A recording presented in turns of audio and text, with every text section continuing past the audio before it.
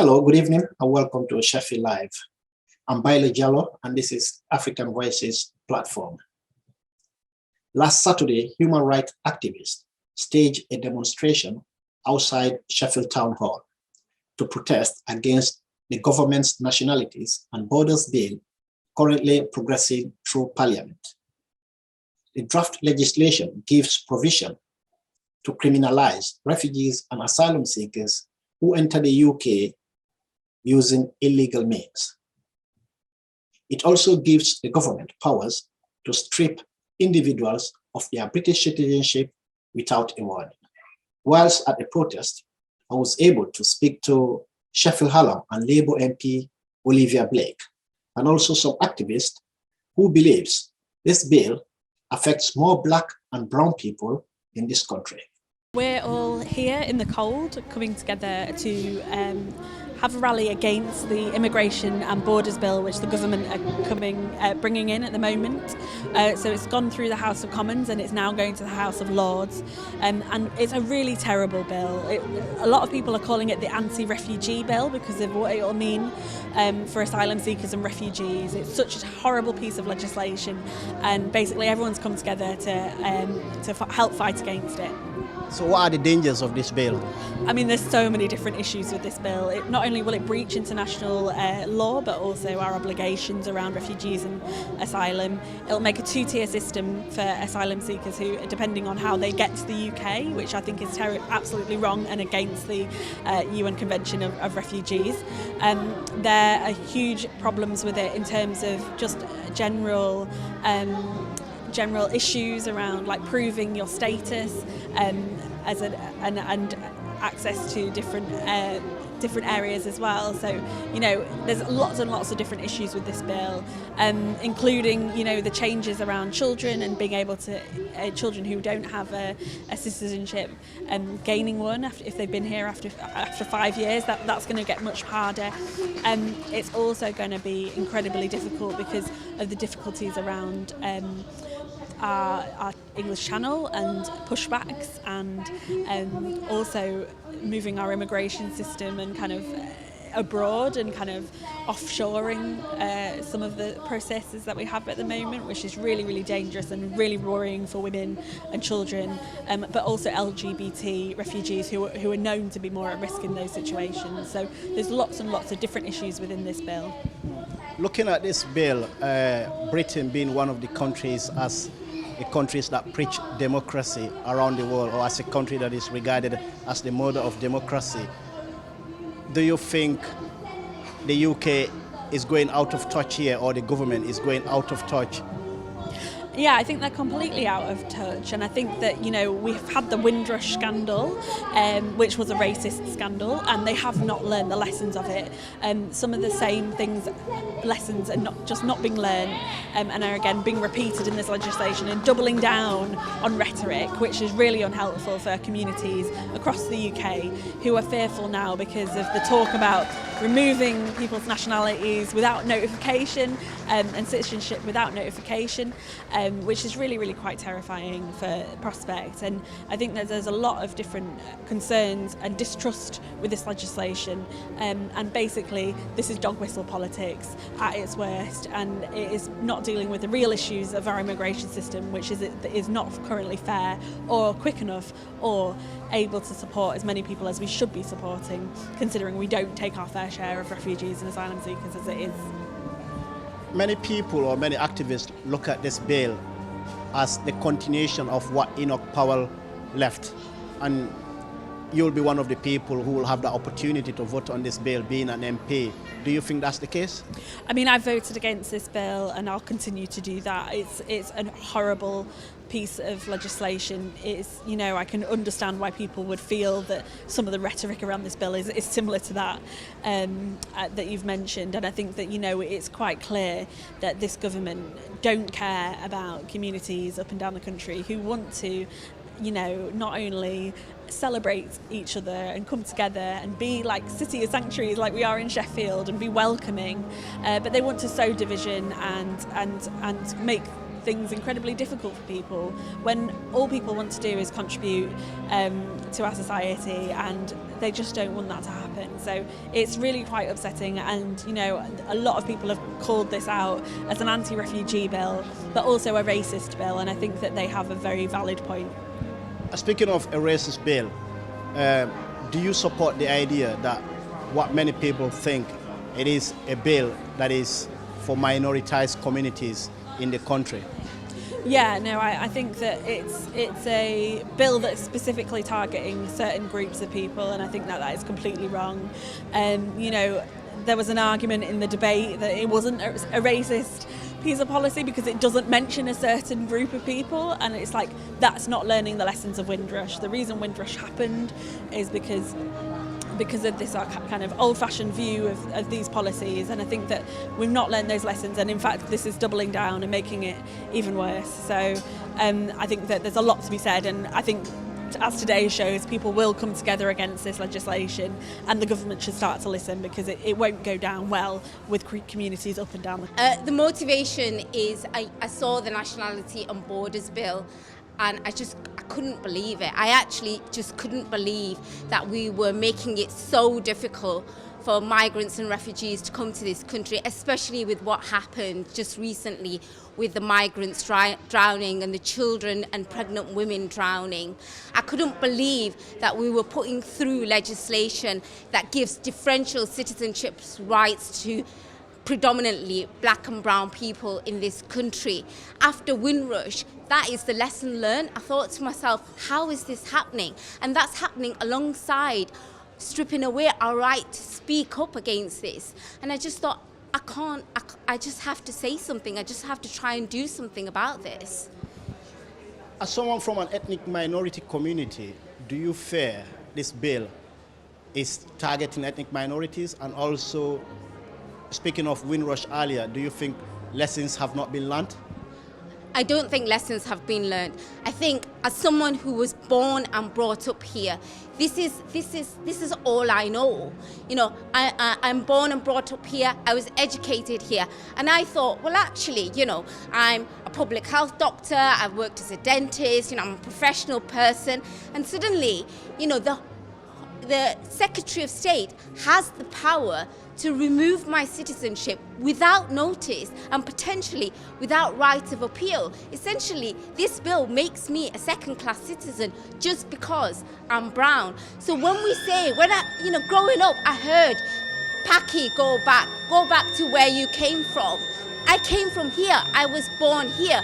But this bill, what it does, it crystallizes it, that Paki, go back home, into statutes, into our legislation.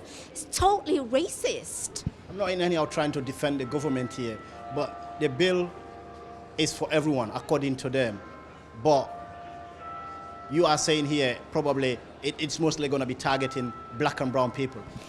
The bill is for everyone, but it disproportionately affects black and brown people. It affects 1 in 2 Asian people, 1 in 2 brown people. It affects 39% of black people.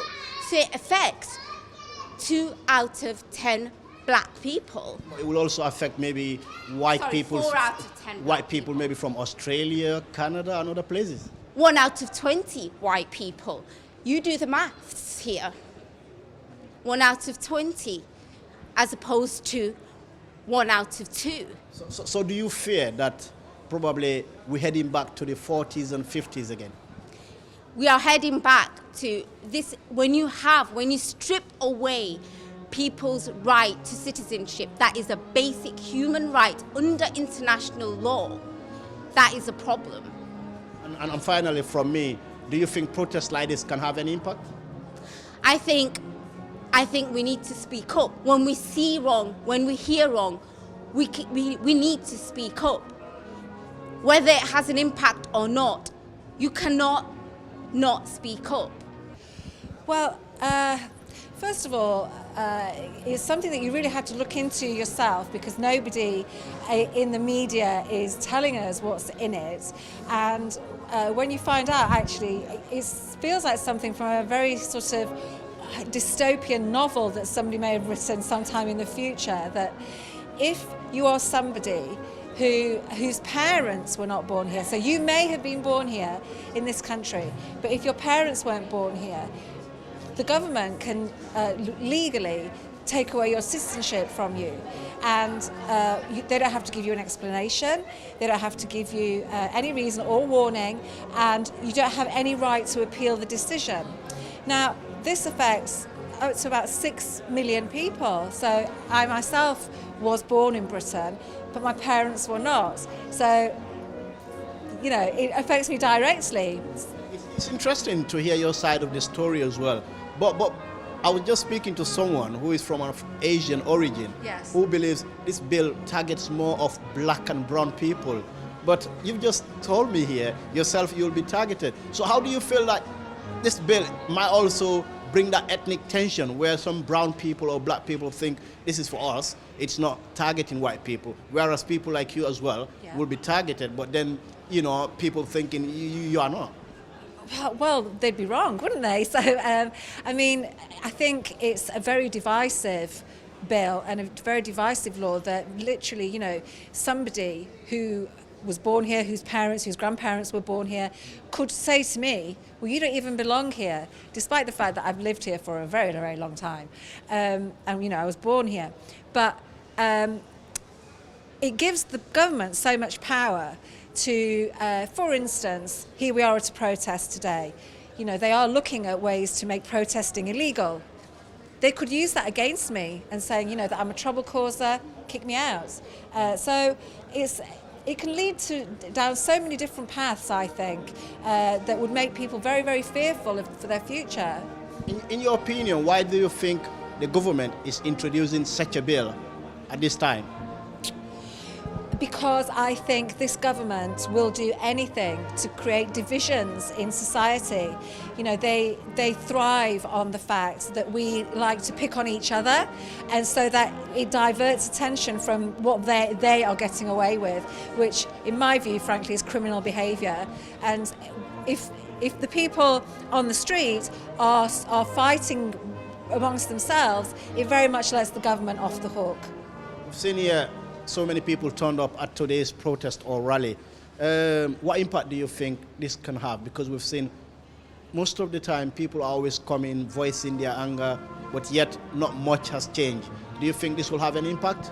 I really hope it will. I really hope that people who have come today go away and tell their friends and people that they know what this bill means and what the effects of it could be, because, as I say, the media aren't telling us about it. They don't want to talk about it. They don't want us to know about it, so that it can just go through Parliament very quietly and become law before we even notice. So in your opinion, you think there are so many people, there is lack of awareness of this bill? I really do believe that, yes, because unless you are politicised, then it's unlikely that you will have even heard of it. And lastly, do you think this bill will be successful? I was just speaking to people like Olivia Blake earlier, who said she voted against the bill. But we know that right now in Parliament, the Conservative have got the majority. They do. Even though some of, you know, with the things that are going among themselves. Well, they do. They do still have the majority, even if their own party disagree with certain aspects of their behaviour and their policies. You know, they do appear to have very, very strong backing for this bill, and I think now all that remains is for it to go through the House of Lords. Now, all we can do is really sort of make our voices louder and louder and louder, and show our discontent really at this, and make the House of Lords reject it. We saw what happened during the Windrush scandal. Do you think lessons have been learned, or it's just something that has just been brushed off under the carpet again? No, I don't think the Tories ever learn a lesson from anything that they do. They just keep making blunder after blunder after blunder. All they are interested in is making money for themselves and for their friends. They are not interested in anything that benefits ordinary people of this country. They despise us. We have to be honest about that. They absolutely despise us, and to them, we're less than human. And And I resent that, you know, I take that personally. and that's why we have to fight back. I think it was a collective action of many people, but I think one of the most important things is that people are not aware of the impact that this bill is going to have. This bill is actually going to affect over 6 million people. That is a significant amount of people in our country. So it's very important that we actually hold demonstrations like this and we kind of make people aware of the impact that this is going to have on their lives. In your opinion, why there is lack of awareness of this bill? I think at the moment, because with austerity, because of COVID, because of Omicron, and because of all these so many other sort of debilitating issues that's affecting our society, people don't seem to have the time, and it's something that I feel that the Tories have kind of timed at a time when people's attention is diverted. So, you know, they just want to sort of like get this through. And so that is one of the main reasons I think that people are not aware of this. As someone from a BAME community, do you fear this bill is meant to target people like yourself or people like myself? Definitely. If you look, we don't really agree with any aspects of this bill, but in particular, as a British Pakistani, the clause 9 in particular is something that would affect somebody like me, who's born in this country, lived in this country all their life, contributed. We don't know any different. For me, this is my country, and you know, I sort of embrace all the values of my country. So with no notice, I could be stripped off my citizenship, which is completely wrong. But then there's many aspects of this bill. I think what we need to understand is that there's a lack of transparency around this bill. There's, you know, they've got lots of things in there. If you read this bill, it's a very long read, but if you have a good read, there's things like, you know, with the refugees and stuff, people that are actually seeking sanctuary in our country, there's no support for them. There's, you know, they want to close off all illegal routes when we don't have a legal route to enter this country. So what's going to happen to all of these people? What are they going to do? So, you know, it's something that's affecting, it's the morals as well that we've got to consider. You know, we've got a moral duty to support people that are vulnerable. We've got a moral duty to support people that can't support themselves, and this bill is not allowing us to do that, so it's very worrying. Are you surprised to see people like Sajid Javid, people like the Home Secretary, Priti Patel, who are born here, of course, but their parents as well came in, which right now they're in government, but in the future this might affect them too? Not saying anything about this bill? Exactly. It's disgraceful. I think this is exactly what it is. It's a good way, isn't it? It's a good tactic to get the message out. Look, we've got BME people that are actually advocating and bringing these ideas to the table, and that's completely wrong as well. It will affect them. It will affect them hard, and yeah, we must stand up. And finally, what would be your message today to people in this country, especially people like BAME communities who are not much involved in politics or who don't know the risk about this bill?